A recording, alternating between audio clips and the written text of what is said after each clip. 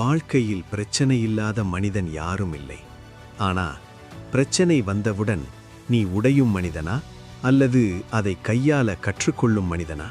அதுதான் வித்தியாசம். முதலாவதாக, பிரச்சனையை பார்த்து பயப்படாதே. பயம்தான் அதை பெரிதாக்கும். அமைதியாக நில், மூச்சை சீராக்கு. இதையும் நான் கடந்து போவேன்னு மனசுக்குள் சொல்லு. இரண்டாவதாக, பிரச்சனையை புரிந்துகொள். அது உன் கட்டுப்பாட்டில் உள்ளதா இல்லையா? உன் கட்டுப்பாட்டில் இருந்தால் செயல்படு, இல்லையென்றால் கவலை விடு. கவலை தீர்வல்ல. மூன்றாவதாக, ஒவ்வொரு பிரச்சனையும் ஒரு பாடம் கற்றுத்தர வந்திருக்கிறது. அதை சாபமா நினைக்காதே, உன்னை மேம்படுத்த வந்த பயிற்சின்னு நினை. நான்காவதாக, உதவி கேட்க தயங்காதே.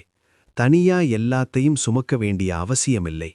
சரியான மனிதரிடம் சரியான நேரத்தில் பேசினாலே பாதி பிரச்சனை தீர்ந்துவிடும்.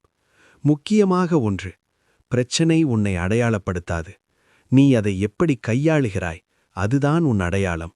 இன்று நீ எதிர்கொள்ளும் சிரமம் நாளை உன் வலிமையாக மாறும். நம்பிக்கையை பிடித்துக்கொள். நீ நினைப்பதை விட நீ வலிமையானவன்.